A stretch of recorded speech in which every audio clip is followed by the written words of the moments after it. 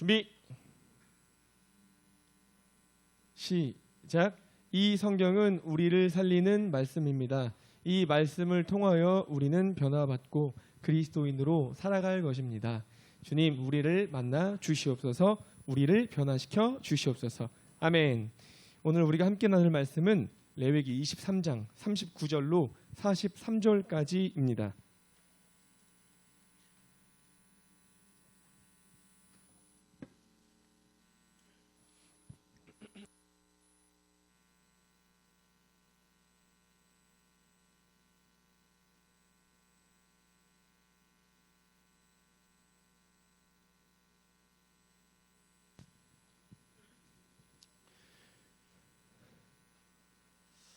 평소에 읽기 어려운 레위기 말씀 우리가 오늘 열심히 읽어봅시다.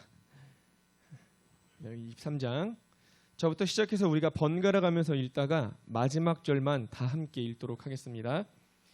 너희가 토지소산 거두기를 마치거든 일곱째 달 15날부터 이래 동안 여호와의 절기를 지키되 첫날에도 안식하고 여덟째 날에도 안식할 것이요. 첫날에는 너희가 아름다운 나무 실과와 종려나무 가지와 무성한 나무 가지와 시내벌을 취하여 너희 하나님 여호와 앞에서 이래 동안 즐거워할 것이라. 너희는 매년 이래 동안 여호와께 이 절기를 지킬지니 너희 대대의 영원한 규례라. 너희는 일곱째 달에 이를 지킬지니라. 너희는 이래 동안 초막에 거주하며 이스라엘 난 자는 다 초막에 거주할지니 이는 내가 이스라엘 자손을 애굽 땅에서 인도하여 내던 때에 초막에 거주하게 한 줄을 너희 대대로 알게 함이니라. 나는 너희의 하나님 여호와이니라. 아멘. 제가 한 3달 전쯤에 과외를 받았습니다. 저도 아직 배우고 있어요. 어떤 과외냐면 여러분 우리 함께 여름 수련회를 보냈던 것처럼 우리 교육자들, 저희 목사님들과 전도사님들 또한 담임 목사님과 함께 교육자 수련회를 떠났습니다. 네, 제가 운전을 했거든요. 몇 시간 동안 강원도로 갔었으니까 제 옆자리에 담임 목사님께서 타셨어요. 그래서 함께 이런저런 오가며 대화를 나눴는데 그때 제가 워낙 운동을 하고 싶은데 이 현실의 벽에 핑계죠. 현실의 벽이 많이 막혀 있다 보니까 이 운동을 어떻게 하면 좋을까 이 이야기를 꺼내다가 과외가 시작됐어요. 그 과외의 주제는 자전거, 사이클이었습니다. 네, 목사님께서 이제 목사님 이야기이기 때문에 제가 자세히 다 이건 이야기할 수 없지만 본인은 월요일 가능하면 월요일에 시간을 내요. 꼭 자전거를 동기 목사님들과 친한 목사님들과 탄다는 것이었어요. 그러면서 자전거가 참 좋다. 뭔가 엄청나게 큰 돈과 다른 것을 들이지 않아도 충분히 전신 운동, 많은 운동이 된다였습니다. 그래서 목사님이 어떻게 운동을 시작하셨고 어떻게 가고 오늘까지 오게 되었는지 아주 자세히 들으면서 저에게 코스까지 추천해 주셨어요. 이 목사님 오산천 참 길어요. 쭉 평택까지 내려간다고. 가봤어? 그래. 너한테도 과외를 받겠구나 내가 그럼. 이렇게 어디가 좋고 또 가다가 어디에 멈춰서서 간식을 좀 먹고 여경쌤 지금 고개 끄덕끄덕 하고 있어요. 네, 경험해봤다는 거죠. 그래서 여기저기 다 말씀해 주셔서 이거 진짜 괜찮다. 제가 혹했습니다. 그래서 진지하게 자전거가 있긴 한데 어떻게 언제 시작하지? 이런 고민을 지금 좀 하고 있습니다. 네, 그런 과외를 받았어요. 제가 좀 편하게 웃으면서 이야기했지만 제가 목사님께서 자전거를 타시면서 해주셨던 여러 가지 말씀을 들으며 느꼈던 건 웃으시면서 편하게 함께 나눈 교제였지만 이 자전거는 사이클은 목사님에게 하나의 살기 위한 장치였다는 것을 알게 되었어요. 뭐냐면 목사로서 많은 것들이 쉽지 않은, 물론 여기 계신 우리 선생님들도 직장인으로서 각자의 자리에서 큰 무게감과 세상의 많은 것들을 안고 지혜롭게 또 풀기도 하고 그렇게 조절하면서 살아가실 터인데 사실 이 목사님들 또한 어디서 무언가 이렇게 푸는 거 쉽지 않습니다. 제일 좋은 게 사실 운동이에요. 그래서 목사님도 좋은 의미에서 스트레스도 풀고 본인도 땀을 흘리면서 오랫동안 이 목회가 1년, 2년 할 게 아니라 평생 하나님께 자신을 드렸기 때문에 그 시간 동안 하나님 앞에서 더 잘 관리하자라는 차원에서 살기 위해서 운동을 하시는 것을 듣고 저도 마음 가운데 참 도전이 된 부분도 있습니다. 여러분 꼭 사이클이 아니더라도 아마 여러분의 부모님 혹 주변에 자기 관리를 잘하는 친구들은 살기 위한 장치를 하나씩 걸어 두었다고 아마 여러분 알 수도 있어요. 누군가는 아침마다 혹은 시간을 정해서 운동을 하기도 하고, 누군가는 정말 걷기도 하기도 하고, 누군가는 이것저것 하나씩 걸어둔다는 겁니다. 여러분 초등부 때부터 저를 만난 친구들은 알 거예요. 저는 육체에 가시가 하나 있어요. 그게 통풍이에요. 그래서 꾸준히 매일 통풍약을 먹습니다. 뭐 하루 빼먹었다고 큰일 나는 건 아니겠지만 이 먹지 않으면 어느 순간 탈이 나요. 탈이 나면 걷는 당연히 걷지 못할 뿐만 아니라 누워 있어야 돼요. 아무것도 못해요. 진짜 아파서. 그래서 제가 살기 위한 장치로 통풍약을 먹습니다. 제가 이 통풍 때문에 감사한 게 참 있어요. 뭐냐면 사도 바울 선생님의 말씀을 아주 깊이 묵상하게 됩니다. 고린도후서 말씀을 보면 이렇게 써 있습니다. 한 장 넘겨주세요. 내 육체의 가시 곧 사탄의 사자를 주셨으니 이는 나를 쳐서 너무 자만하지 않게 하려 하심이라. 이것이 내게서 떠나가기를 위하여 내가 3번씩이나 주께 간구하였더니 하나님께서 나에게 이르시기를 내 은혜가 너한테 족하도다. 이는 네가 비록 약하지만 그 약한 가운데 너를 온전하게 하기 위함이라. 그래서 이 말씀처럼 사도 바울이 낫기를 원했지만 그럼에도 불구하고 하나님께서는 이런 마음으로 가치를 남겨두셨구나. 그래서 저도 처음에는 막 되게 이거 어떻게 평생 안고 살아가지? 이런 내심 걱정과 불만이 좀 있었지만 이 말씀을 보고 묵상하면서 그래, 통풍약은 내 육체를 살기 위한 장치라면 통풍 자체는 하나님 앞에서 내 영을 살게 하는 장치구나 라고 마음을 먹고 그대로 함께 살아가고 있습니다. 물론 낫게 해달라는 기도도 계속하고 있습니다. 이건 저의 하나의 장치였다는 거죠. 여러분 오늘 본문은 내 스스로가 걸어두는 장치 말고요. 하나님이 그의 백성들을 너무나도 사랑하시고 아끼셔서 그 백성을 위하여 살기 위한 장치를 걸어두신 것을 우리가 확인할 수가 있습니다. 그 장치가 뭐냐? 바로 절기예요. 여러분 레위기 말씀은 하나님께서 이스라엘 백성들에게 너희들이 이제 출애굽했으니 시내산에서부터 내가 율법을 줄게. 너 이제부터 이 율법 가지고 너희가 내 백성이 맞다면 이 율법을 지킴으로 내 백성답게 이렇게 살았으면 좋겠어 라고 해주신 많은 율법 가운데 하나입니다. 그래서 우리나라에 설과 추석이 있듯이 이스라엘 백성들에게도 최대 3개 3대 명절이 있는데 6월절과 그게 7.7절과 초막절. 오늘 우리는 그 3개의 명절 중에서도 초막절에 대한 이야기를 해보려 합니다. 여러분 이 초막절을 두고 오늘 본문 레위기 23장과 신명기 16장에서는 이렇게 얘기를 해요. 아니요. 앞으로 넘겨주세요. 총 4개에 대해서 말합니다. 초막절에 대해서. 첫 번째 뭐냐면 PPT 없어요 여러분. 추수를 거둔 뒤에 7월 15일부터 22일까지 8일 동안 축제로 지켜라. 그 다음에 두 번째, 이 기간 동안은 수풀이나 나뭇잎으로 지은 초막에서 거주하되 광야에서 너희들이 어떻게 살았는지를 기억하라. 이렇게 말하고 있고요. 세 번째는 첫날과 마지막 날은 일하지 말고 안식해라 말씀하셨고, 마지막 네 번째가 신명기 16장 14절 말씀입니다.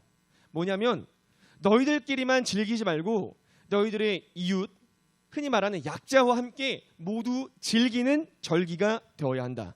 총 4가지를 성경에서는 초막절에 대해 이야기하고 있습니다. 자 여러분 이걸 함께 종합해 볼게요. 이 4가지를 지금 다 기억 못하겠죠? 딱 종합하면 어떠한 결론으로 이어지냐면 자 이거예요. 너희들 내가 출애굽시킨 뒤에 비록 광야에서 40년 뺑뺑이 돌았지만 그 40년이라는 시간 동안 너희들이 충분히 멸망당하고 너희들이 심판받아도 마땅하지만 그럼에도 불구하고 너를 그곳에서 너희가 이끌었고 결국 가나안 땅까지 오게 되어서 너희들이 이후에 추수하게 된 것들을 감사히 여겨라. 하나의 사건을 두고 감사하라는 것이 아니에요. 그냥 추수하게 하게 하신 하나님 감사합니다. 이게 아니라 그냥 저기까지 인도해 주신 하나님 감사합니다. 단순한 한 문장을 기억하는 것이 아니라 출애굽부터 시작해서 광야에서의 너희들의 그 안타까운 모습들이 있었음에도 불구하고 오늘까지 이르러서 추수하는 그때까지 이르러 하나님께서 너에게 베푸신 하나하나의 은혜들을 다 기억하라. 그러기 위하여 지키라고 말씀하시는 것이 바로 초막절의 의미이자 목적이라는 겁니다. 쉽게 말해서 따라해 볼까요? 하나님을, 다시 한번 하나님을 기억하라. 오늘 우리가 레위기를 읽었죠. 레위기는 시내산에서 내려왔을 때 하나님께서 주셨던 첫 번째 율법입니다. 이후에 신명기 16장에서도 동일한 이야기를 하고 있어요. 이때는 언제예요? 모세가 가나안 땅 들어가기 직전에 유언과도 같은 메시지예요. 자, 모세는 이 초막절, 이 절기의 의미가 단순히 율법 하나 지켜, 야 얘들아 니네 명절이야, 이것을 말하는 게 아니라 이 안에 담긴 속뜻, 이 안에 담긴 하나님의 마음, 그게 뭐예요? 너희들이 이 절기를 통해서 하나님을 기억하라. 이 메시지를 모세는 명확하게 알았던 겁니다. 이 메시지를 모세는 명확하게 알았기 때문에 다시 한번 강조함으로써 오늘 말씀을 통해서 이야기하고 있는 거예요. 그렇기 때문에 초막절뿐만 아니라 한 걸음 더 나아가, 한 장 넘겨주세요. 절기가 3개라고 있죠. 너희 가운데 모든 남자는 1년에 3번 곧 무교절, 이거는 유교절을 뜻하는 거예요. 유교절과 맞닿아 있는 겁니다. 무교절과 칠칠절과 초막절과 내 하나님 여호와께서 택하신 곳에서 여호와를 배웁되 1년에 3번은 반드시 이 절기를 지키라. 왜요? 무슨 목적으로? 다시 한번 따라 보겠습니다. 여호와를 기억하라. 여호와를 기억하라. 한 장 더 넘겨주세요. 오늘 본문 말씀은 이렇게 써 있잖아요. 너희는 매년 지키래요. 언제까지? 영원히. 여호와를 영원히 매년 기억하라는 겁니다. 하나님께서 즉 장치를 걸어 두신 거예요. 여러분, 제가 아마 누누이 몇 번이고 설교 때 말했을 거예요. 하나님은 우리에게 찬양을 받지 않아도 충분히 충만하신 분이에요. 우리가 높이지 않아도 하나님은 그 자체로 온전하시고 완전하신 분이에요. 그래서 여전히 저도 풀지 못하는 무슨 뭐냐면 하나님이 이 세상을 만들 필요도 없었어요. 엄연히 말해서 사람을 만들지 않아도 돼요. 왜냐하면 사람을 통해 영광받지 않으셔도 이미 충만하고 꽉 차 있고 그 어떤 것도 부족함이 없는 것이 하나님의 상태입니다. 그럼에도 불구하고 하나님께서 인간을 만드셨고 오늘날 우리에게 절기를 만드신 것은 본인이 이 절기를 통해서 내 피조물들이 나 한 번만 더 생각하면 좋겠다 라는 단순히 감성을 호소하고 그냥 이런 하나의 바램을 뜻하는 것이 아니라 결과적으로 무엇으로 이어지냐면 이 절기는 하나님을 위한 것이 아니라 엄연히 누구를 위한 것이다? 우리를 위한 것이다. 하나님의 백성을 위한 것이다. 굳이 하나의 절기를 만들고 율법을 하나 적어놓은 것은 생각해봐요. 여러분, 어떤 공동체든 처음에 새로 시작하고 짜는 건 되게 쉽지 않은 일이에요. 아마 여기 계신 선생님들도 어떤 공동체를 처음에 시작할 때 애쓰셨던 경험들이 있으실 겁니다. 무언가를 새로 만들고 시작한다는 것은 너무 많은 고민을 하고 생각을 하게 하고 어렵단 말이에요. 하나님이 굳이 이것저것 다 절기를 만들 필요도 없어요. 쉽게 말해서 자, 성탄절 너희들이 이때만 기억해. 이래도 됐을 수도 있어요. 하지만 그게 아니라 이렇게 세밀하게 언제부터 언제까지 너희들이 어떻게 행동을 하고 어떻게 드리고 세밀하게 기록했던 건 다 누구를 위한 것이다? 따라 볼까요? 우리를 위한 것이다. 다시 한번 우리를 위한 것이다. 한마디로 그의 백성인 우리를 살리시기 위한 하나님의 장치였다는 겁니다. 늘 잃어버리니까, 늘 까먹으니까 바로 앞에서 홍해를 건넜는데도 까먹고 나 돌아가게 해주세요. 이런 얘기를 하고 광야 그 40년 동안 뺑뺑이 돌면서 부름기둥 굴기둥 보고 많은 것들의 기적을 경험했음에도 불구하고 하나님 나를 왜 이곳에 보냈어요? 저 애굽 돌아갈래요. 이렇게 계속해서 딴소리하고 말도 안 되는 하나님 가슴에 좀 못을 박는 그런 이야기들만 하니 하나님이 이 절기를 통해서 너희들 이날만큼은 반드시 나를 기억해서 너희들이 한 번이라도 나를 더 생각해서 더 이상 딴 길로 새지 마. 살리기 위한 장치를 걸어 두셨다는 겁니다. 여러분, 우리 교회에서 어떤 예배를 드리죠? 주일 예배랑 또 수요 여성 기도회가 있죠. 또 뭐가 있죠? 금요 기도회가 있죠. 또 새벽이 있죠. 한번 생각해 볼까요? 예전에는 이 기도회도 없었어요. 담임 목사님부터 시작해서 섬겼던 많은 목사님들이 하나하나 기도회를 만들어 갔던 겁니다. 여러분, 다 인간적으로만 볼까요? 기도회 하나 만들면요, 그만큼 더 시간이 들어가야 되고요. 사람이 들어가야 되고요. 에너지가 들어가야 돼요. 힘들어요. 피곤해요. 그렇지 않겠어요? 근데 왜 하는 거예요? 왜 만들고 왜 여성 기도회를 만들고 왜 금요 기도회를 하는 것이며 피곤한데 왜 새벽 예배를 하는 거예요? 다 교회를 성도를 살리기 위한 장치인 겁니다. 교회가 교회 되어지기 위하여 성도가 더 성도로서 깨어있게 하기 위하여 장치를 걸어두고 함께 하나님께 나아가고자 하는 하나님의 뜻이 우리 안에 담겨 있는 거란 말이에요. 또 그뿐입니까? 또 어떤 게 있어요? 여러분 지금 제자훈련 아이들이 어제도 했거든요. 제자훈련 가운데 아마 청년 선생님들도 분명히 또 부서 안에서 훈련하시는 분도 계실 겁니다. 여러 가지. 그 가운데 많은 훈련 안에 경건 생활이 있잖아요. 왜 매일 성경 읽으라고 그러고 왜 큐티 하라고 그러고 왜 설교 요약 쓰라고 합니까? 아니 할 거 없어서 막 그거 하라고 하는 거예요? 제가 막 심심하니까 이거 하고 우리가 즐기자 이렇게 편하게 막 내던지는 겁니까? 아니죠. 그것들 하나하나를 여러분의 영이 살리기 위하여예요. 여러분을 살리기 위하여 여러분이 깨어있게 하기 위하여 장치를 걸어두는 겁니다. 그거 하나하나 다 여러분이 쉽지 않다고 생각하지만 살게 하기 위하여. 여러분 매주마다 부장님도 그렇고 주보에 써있는 광고 중에 하나가 뭐예요? 주일 예배 준비하는 거잖아요. 토요일 전부터 밤에 성경책과 헌금을 준비하라고 하잖아요. 왜 준비하라고 해요? 왜 준비하라고 합니까? 헌금 더 내라고? 이거 한번 고백하려고? 이거 손 들으라고? 이러려고 가져오라고 그렇게 광고를 매주마다 똑같은 얘기를 지루할 수도 있는데 합니까? 아니죠. 예배를 예배로서 잘 드리게 하기 위한 장치예요. 이 또한 여러분이 영적으로 살게 하기 위하여 예배를 더 무겁게 한 번 더 생각해서 준비하기 위한 그런 장치의 목적으로 하나하나 해 나가는 겁니다. 한번 따라해 볼까요? 나를 살리기 위하여.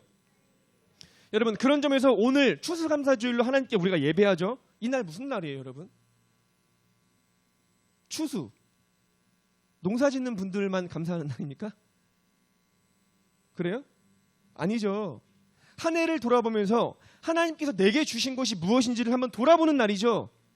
내가 하나님 안에서 얼마나 풍성하게 성령의 열매를 거두었는지, 내가 얼마나 성장을 했는지 돌아보고, 풍성하다면, 아니 비록 풍성하지 못하더라도 조금이라도 내게 전진이 있고 거둔 것이 있다면 그 자체를 감사하기 위한 날로 아예 하나님께서 우리에게 주신 날이란 말이에요.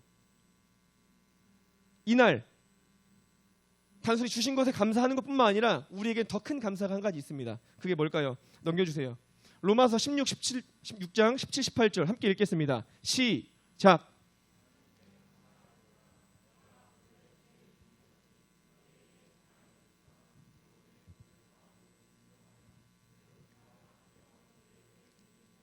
아멘. 여러분 우리가 추수감사절을 통해서 한 해를 돌아보며 내게 주신 것에 감사하기도 해야겠지만 동시에 우리는 너무나도 자주 쉽게 잊을 수 있는 이 구원의 은혜와 사실에 감사하기도 해야 되는 겁니다. 죄의 노예에서 죄의 종으로서 가만히 있으면 지옥행 열차 타고 결국 지옥으로 나아가야 되는 우리들이 그리스도 예수로 말미암아 건진 받아서 오히려 천국행 영차로 태워져서 거기서부터 천국으로 나아가게끔 인도해 주신 그 은혜, 이스라엘 백성들이 그렇게 잊고 있고 또 까먹었던 그 은혜, 우리 또한 동일하게 하나님께서는 추수감사주일을 통하여 한 해를 돌아볼 뿐만 아니라 구원의 감격을 다시 한번 기억한 채 나에게 나아오라. 결국 이 또한 무엇을 위한 것이다? 우리를 살리기 위한 하나님의 목적, 하나님을 기억하라. 받은 것을 감사해라.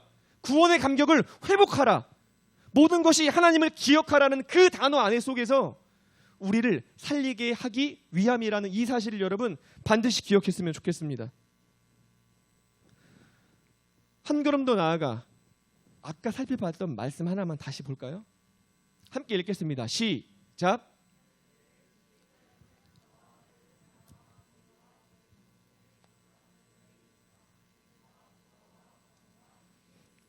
아멘.